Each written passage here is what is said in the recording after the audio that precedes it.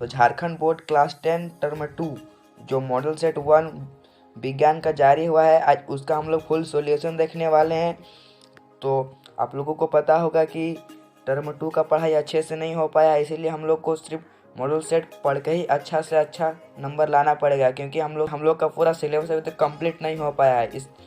इस तरह में हम लोग को सिर्फ एक ही रास्ता बचता है, मॉडल सेट। तो मॉडल सेट जो जारी हुआ है, आप उसको अच्छे से पढ़िए और अच्छा से अच्छा नंबर लाइए। तो चलिए, यहाँ पे कुछ बातें दी गई है, तो चलिए हम लोग उसको नहीं पढ़ते हैं, डायरेक्ट हम लोग क्वेश्चन में चलते हैं, क्योंकि हम लोग का समय बहुत ही ज़्यादा इंपॉर्टेंट। तो हम लोग का सेक्शन ए है कि नहीं 5 प्रश्नों के उत्तर दें। और तो यहाँ पर देखिए दोस्तों कितना क्वेश्चन है। तो देखिए दोस्तों, यहाँ पे 7 क्वेश्चन है, जिसमें से हम लोग को सिर्फ 5 जवाब देना है। लेकिन हम आप लोगों को 7 क्वेश्चन का आंसर दे देते हैं, क्योंकि आप लोगों को फिक्स नहीं है ना से यही सब क्वेश्चन आएगा, इसमें से कुछ भी क्वेश्चन आ सकता है, इसीलिए आप लोग सब पढ़ लीजिएगा। तो चलिए हम लोग एक एक करके देखते हैं सबका सॉल्यूशन। तो दोस्तों, हम लोग का पहला क्वेश्चन है, विद्युत आवेश का एसआई मात्रक लिखिए। एक इलेक्ट्रॉन पर कितना विद्युत आवेश होता है। तो चलिए दोस्तों, हम लोग इसका आंसर देखते हैं क्या होता है। तो दोस्तों, मैं जिस तरह लिखा हूँ इस कॉपी में आप लोग भी एग्जाम में इसी तरह लिखिएगा, जिससे आप लोगों का मार्क्स नहीं कटेगा, आप लोगों को फुल में फुल मार्क्स मिलेगा। देख लीजिए हम किस तरह लिखें। आप लोग भी प्रयास कीजिएगा कि इसी तरह साफ साफ राइटिंग में लिखें और अच्छे से लिखें, ताकि आप लोगों को फुल में फुल नंबर मिल पाए। तो हम लोग का पहला आंसर है, विद्युत का एसआई मात्रक कूलम होता है।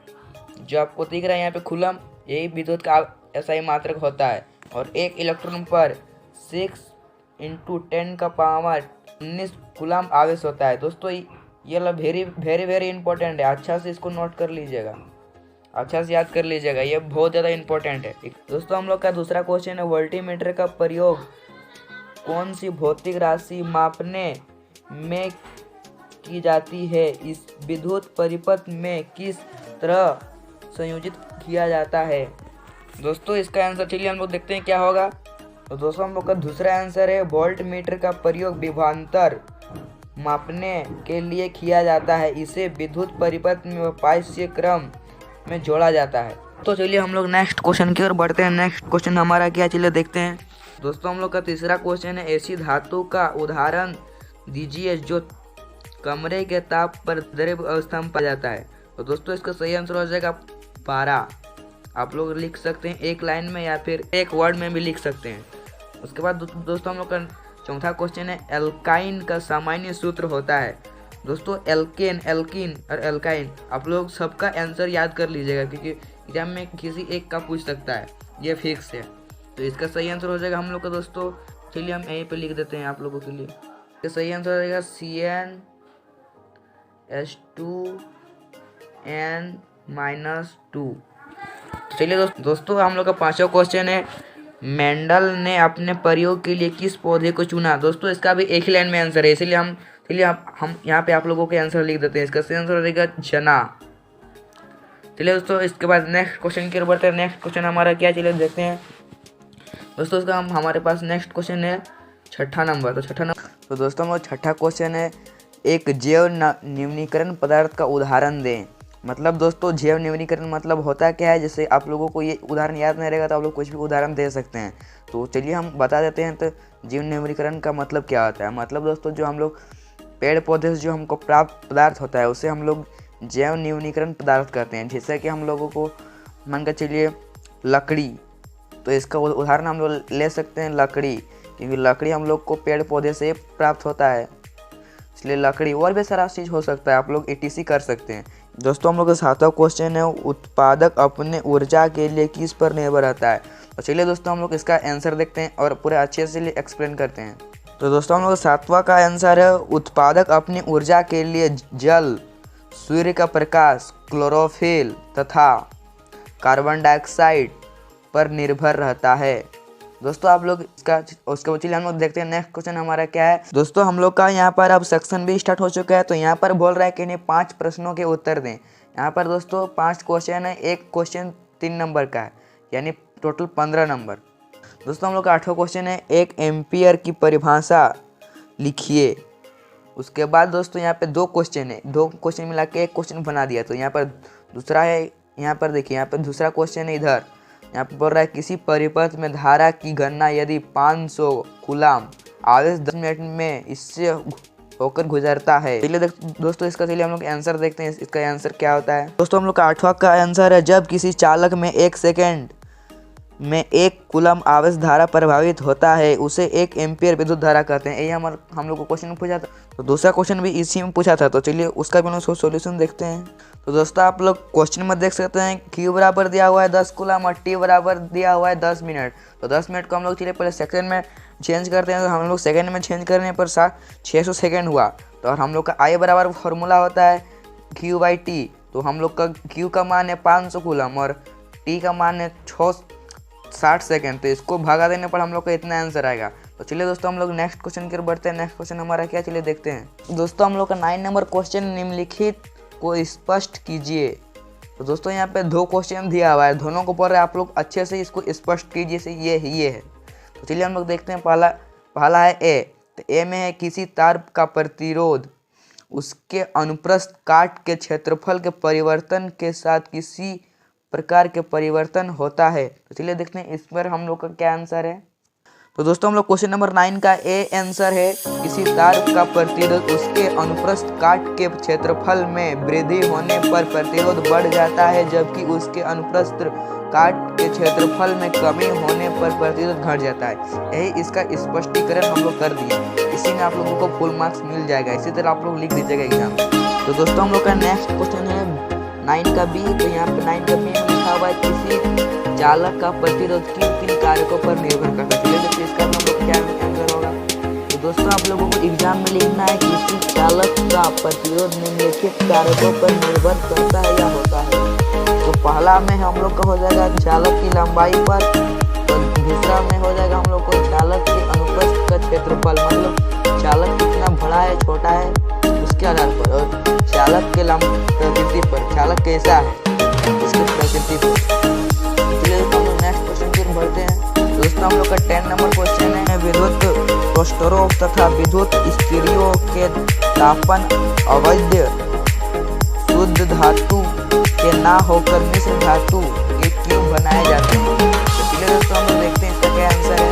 दोस्तों हम लोग 10 नंबर क्वेश्चन में आंसर हो जाएगा, विद्युत प्रोस्टरों तथा विद्युत स्टीरियो के तापन अवैध शुद्ध धातु के ना बनाकर किसी मिश्र धातु के बनाए जाते हैं, क्योंकि मिश्र धातु का गलनांक शुद्ध धातु की अपेक्षा काफी ज्यादा होती है, जिसके कारण यह गर्म होने पर भी जल्दी पिघलता है।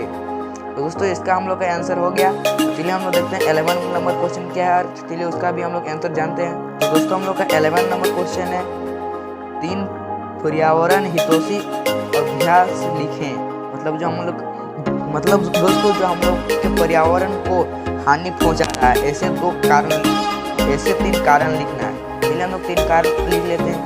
दोस्तों हम लोग का पहला आंसर, गाड़ी की अपेक्षा साइकिल का प्रयोग। थोड़ी दोस्तों यहाँ पे कम लिखा जाए, तो हम यहाँ पे अधिक लिख दिया, तो आप लोग कम कर लीजिएगा। यहाँ पे हो जाएगा कम करना। और उसके बाद हम लोग का हर जगह कूड़ा कचरा जमा नहीं करना। मतलब दोस्तों आप लोग जहाँ मन तहाँ गंदगी को फेंक देते हैं, अच्छा से डस्टबिन या फिर कोई भी में अच्छे से आप लोग रख देते, तो आप पर्यावरण थोड़ा कम प्रदूषित होता है। उसके बाद दोस्तों हम लोगों का नेक्स्ट उदाहरण है, पेड़ लगाने की अपेक्षा पेड़ अधिक कटना। मतलब दोस्तों लोग पेड़ अधिक काट रहे हैं और पेड़ बहुत कम लोग लगा रहे हैं, इससे भी पर्यावरण को बहुत ज़्यादा नुकसान पहुँचता है। दोस्तों हम लोगों का 12 नंबर क्वेश्चन है, समझाते अंक से आप क्या समझते हैं, उदाहरण दे। तो चलिए हम लोग देखते हैं आंसर हम लोगों को क्या होगा। तो दोस्तों पहले हम लोग को जानना है समझात अंक कहते किसको है। मतलब ऐसे अंक जो उत्पत्ति तथा रचना के समान होते हैं पर कार्य अलग अलग होते हैं, उसे समझात अंक कहते हैं। जैसे कि मान के चलिए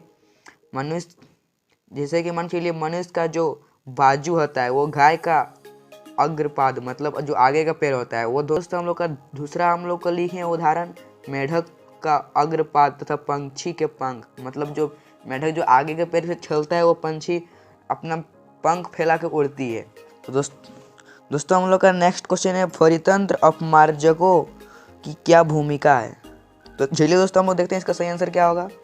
तो दोस्तों हम लोग का 13 नंबर क्वेश्चन का आंसर हो जाएगा, परितंत्र में अपमार्जक मृत जैव अवशेषों का निपटान करता है। यह मृत मृत शरीर को अपने भोजन के लिए प्रयोग करते हैं तथा जटिल पदार्थों को सरल पदार्थ में परिवर्तित कर देता है।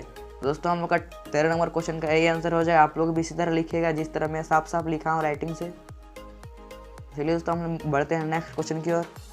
तो हम लोग का नेक्स्ट क्वेश्चन है 14 नंबर क्वेश्चन। तो 14 नंबर क्वेश्चन बोल रहा है कि समजातीय श्रेणी क्या है, उदाहरण के साथ समझाएं। तो चलिए हम लोग देखते हैं क्या क्या है और चलिए हम उदाहरण से आप लोगों को समझाते हैं। 14 नंबर का सही आंसर हो जाएगा दोस्तों ऐसे कार्बनिक यौगिक जिसमें एक ही प्रकार के प्रकाशियात्मक समूह होते हैं उसे समजातीय श्रेणी कहते हैं, जैसे कि CH3OH। दूसरा उदाहरण है C2H5OH, उसके बाद ETC, मतलब और सारा होगा। तो चलिए हम लोग नेक्स्ट क्वेश्चन की ओर बढ़ते हैं। तो दोस्तों हम लोग का अब सेक्शन C आ चुका है। अब यहाँ पे है दोस्तों सेक्शन C में घिनी 3 प्रश्नों के उत्तर दीजिए। तो इसमें हम लोग का 5 नंबर एक क्वेश्चन का है और 3 तो क्वेश्चन का आंसर देना था। टोटल हम लोग का 15 नंबर हो गया। तो यहाँ पे जो दोस्तों आपको दिख रहा है 15 नंबर क्वेश्चन, ये दोस्तों इसको एकदम पूरा रट लीजिए, एग्जाम में आता ही आता है। ये दोस्तों एग्जाम के पर वेरी वेरी इंपॉर्टेंट है। आपको ये क्वेश्चन को छोड़ना नहीं है, अच्छे से आप इसको रट लीजिए या फिर जैसे कीजिए कि क्वेश्चन को आपको मुखस्ती कर लेना है।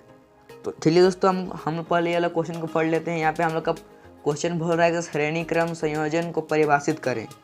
उसके बाद बोल रहा है एक विद्युत परिपथ में 3 प्रतिरोध जिनके प्रतिरोध क्रमशः R1, R2 तथा R3 हैं को श्रेणी क्रम में जोड़ा गया है। विद्युत परिपथ तथा तुल्य प्रतिरोध के लिए व्यंजक प्राप्त करें। मतलब दोस्तों इसको सिद्ध करके इसका फॉर्मूला निकालना है। तो चलिए हम लोग इसको पहले सिद्ध कर लेते हैं, उसका फॉर्मूला ऑटोमेटिक निकल जाएगा। तो चलिए दोस्तों हम लोग पहले जानते हैं श्रेणी क्रम संयोजन किसे कहते हैं, क्योंकि क्वेश्चन का पहला ए था। तो दोस्तों हम लोग चलिए देखते हैं श्रेणी क्रम संयोजन किसे कहते हैं। तो यहाँ पे हम लोग का है जब 3 प्रतिरोध का दूसरा छोर के पहले छोर से तथा दूसरे का दूसरा छोर तीसरे छोर से जोड़ा जाता है तो इस प्रकार के संयोजन को श्रेणी क्रम संयोजन कहते हैं। और चलिए दोस्तों आप लोगों को जिस तरह हम डायग्राम बनाएं उस तरह चलिए आप लोग डायग्राम बना लीजिएगा। कोई डायग्राम दिख रहा है, ये वाला R1 प्रतिरोध है या R2 प्रतिरोध है और R3 प्रतिरोध है, जो कि क्वेश्चन भुला गया था। 3 प्रतिरोध हम लोग को लेना है। और ये जो आपको दिख रहा है और आपको जो ये दोस्तों दिख रहा है, ये वाला खूंजी है, ये वाला सेल है, ये वाला एम्पियर है। और दोस्तों चलिए हम लोग इसको चलिए अब हम लोग प्रूव करते हैं। तो यहाँ पे हम लोग पहले माना कि 3 प्रतिरोध R1, R2, R3 को श्रेणी क्रम में जोड़ा गया, जिसके बाद बीच विभवांतर V1, V2, V3 जैसे कि देख लीजिए यहाँ पे है V1, V2, V3 तथा इसमें धारा I प्रभावित किया गया, जो आपको दिख रहा है। सॉरी दोस्तों यहाँ पे हम लिखने के लिए भूल गए, यहाँ पे आप लिख दीजिएगा I। यह जो धारा है, धारा प्रवाहित हो रहा है I होती है, बस इतना आपको लिख देना है। इसका चलिए हम लोग ओम के नियम से इसको प्रूव करते हैं। तो ओम के नियम से आप लोगों को पता होगा V = IR होता है। V2 भी इस तरह कर लेना है IR2, उसका V3 भी इस तरह कर लेना है, उसका V = V1 + V2 + V3 कर लेना है बस। उसके बाद चलिए दोस्तों यहाँ पर इसको समीकरण 1 मान लेते हैं, इसको समीकरण 2, इसको समीकरण 3, इसको समीकरण 4। समझ में आ गया। और अब चलिए इधर देखते हैं, यहाँ पे हम लोग को समीकरण दूसरा, तीसरा तथा चौथा को जोड़ने पर, मतलब दोस्तों हमको इसको जोड़ना है, इसको जोड़ना है, इसको जोड़ना है। तो चलिए इसको पहले हम जोड़ कर देखते हैं क्या होता है। तो यहाँ पे सभी समीकरण को जोड़ लेते हैं। तो हम लोग का हो जाएगा सभी समीकरण को जोड़ने से IR = IR1, जो कि समीकरण 2 में दिया हुआ है। उसके बाद दिया हुआ समीकरण 3 में दिया हुआ IR2, उसका समीकरण 4 में दिया हुआ है IR3। उसके बाद दोस्तों हम लोगों को इस तरह नीचे भी उतार देना है। उसके बाद दोस्तों हम लोग को देखिए यहाँ पे कॉमन किया जा रहा है, सब में I है। हम लोग चलिए I कॉमन ले लिए, तो I को कॉमन लेने से ये दोनों कट जाएगा और R = आप लोगों को मिल जाएगा R1 + R2 + R3। ये दोस्तों हम लोगों का प्रूफ हो गया। इससे दोस्तों आप लोगों को 5 नंबर लेने से कोई नहीं रोक सकता है। आप लोग तो ये 5 नंबर लेना ही हम लोग का 16 नंबर क्वेश्चन है। दिए गए परिपथ आरेख में जो आपको ये दिख रहा है डायग्राम, जो आपको ये दोस्तों डायग्राम दिख रहा है, इसमें क्या क्या है। तो यहाँ पे प्रतिरोध R1 है, देख लीजिए यहाँ पे R1 है प्रतिरोध, उसका R2 प्रतिरोध है, R3 प्रतिरोध है के मान। R1 का मान दिया हुआ है दोस्तों 5 ओम, R2 का मान दिया हुआ है 10 ओम और R3 का मान दिया हुआ है 13 ओम तथा इनमें 12 वोल्ट की बैटरी से संयोजित किया गया है। मतलब इसमें V इक्वल टू हम लोग को 12 दिया गया है। तो ए परिपथ का कुल प्रतिरोध उसका भी में बोल रहा है कि प्रतिरोध में प्रवाहित कुल विद्युत धारा, और सिम बोल रहा है हम लोगों को प्रत्येक प्रतिरोध से प्रवाहित विद्युत धारा परिकलन कीजिए। तो चलिए हम लोग निकालते हैं इसको पूरा अच्छे से। दोस्तों ये भी वेरी है, इससे भी बहुत ज़्यादा क्वेश्चन एग्जाम में आता है। तो चलिए हम इसका सोल्यूशन देखते हैं क्या होगा।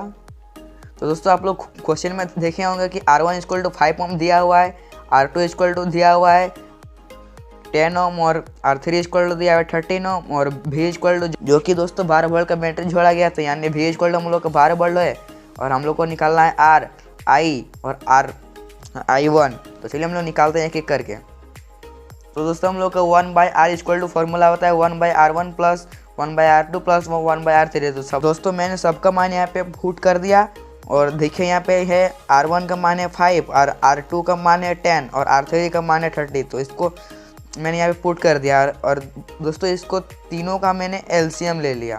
LCM हम लोग का 13 आया और यहाँ पे आप लोगों को भिन्न का जोड़ आता होगा। तो यहाँ पे भिन्न का जोड़ से यहाँ पे मैंने कैलकुलेशन कर लिया है। तो यहाँ पे हम लोग का आएगा 13 10/30 यानी 1/2 आएगा।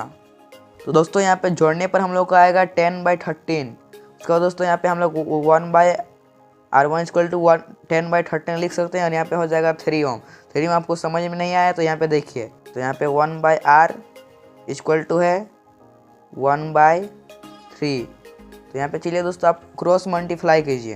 तो यहाँ पे देखिए इसको इससे गुना कीजिए, इसको इससे गुना कीजिए। तो यहाँ पे R का R और 3 का 3 तो इक्वल टू हम लोग का हो जाएगा R इक्वल टू 3 ओम।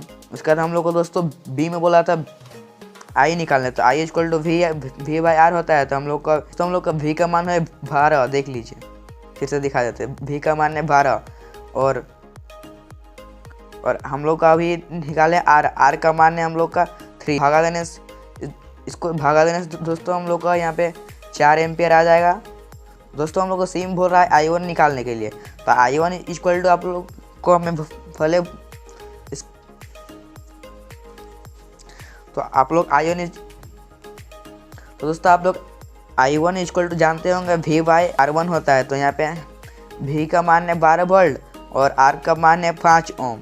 तो यहाँ पे इक्वल टू हम लोग इसको भागा देंगे तो 2.4 एम्पियर आ जाएगा।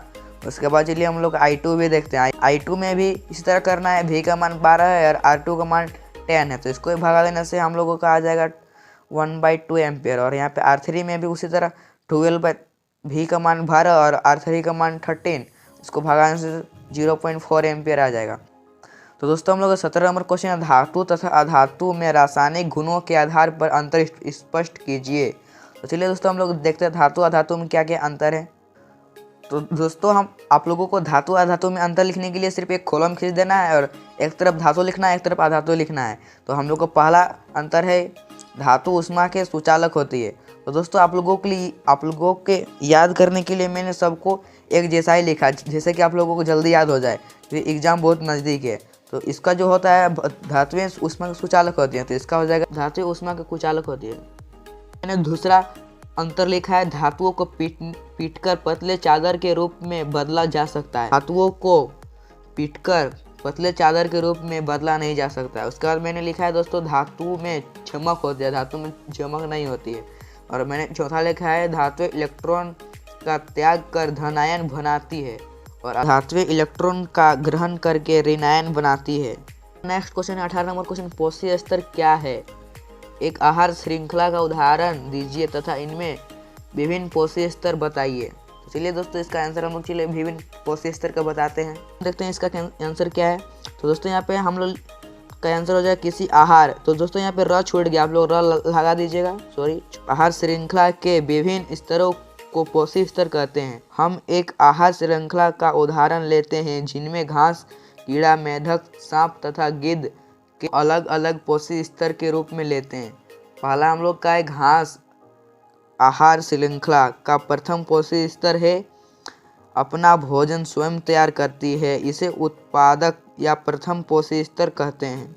हम लोग का दूसरा है कीड़ा द्वितीय पोषी स्तर है, यह घास को खाता है। उसके बाद दोस्तों हम लोग का तीसरा है मेढक द्वितीय पोषी स्तर है तथा कीड़े को खाता है। और चौथा हम लोग का है सांप चौथा पोषी स्तर है, यह मेढक को खाता है। मतलब एक दूसरे को सब लोग खा रहा है। जैसे हम दोस्तों इसी तरह श्रृंखला है, जैसे कि कोई घास को खाता है उसको मेढक खा जाता है, मेढक को कोई खा जाता है, इसी तरह का श्रृंखला है पोषी स्तर का। तो दोस्तों इसके साथ ही हम लोग का सेट 1 कंप्लीट हो जाता है। दोस्तों एक क्वेश्चन बच जाता है, जो कि दोस्तों यहाँ पे हम लोग को बोल रहा था कि 3 क्वेश्चन का ही आंसर देना है। तो दोस्तों हम लोग को यहाँ पे बोल रहा था कि इन्हीं 3 प्रश्नों के उत्तर दें, जो कि दोस्तों मैंने 4 क्वेश्चन का आंसर दे दिया। आप लोगों को एक क्वेश्चन का आंसर अपने से ढूंढना है, या फिर मिलेगा तो आप लोग कमेंट में बोल दीजिएगा कि ये क्वेश्चन इंपॉर्टेंट है, ये क्वेश्चन का हमको आंसर चाहिए। तो उसके लिए मैं एक से अलग वीडियो बना के दूंगा। और दोस्तों इस वीडियो से आप लोगों को थोड़ी सी भी हेल्प मिली होगी तो एक लाइक कर दीजिएगा, और चैनल पर नए हैं तो सब्सक्राइब कर दीजिएगा।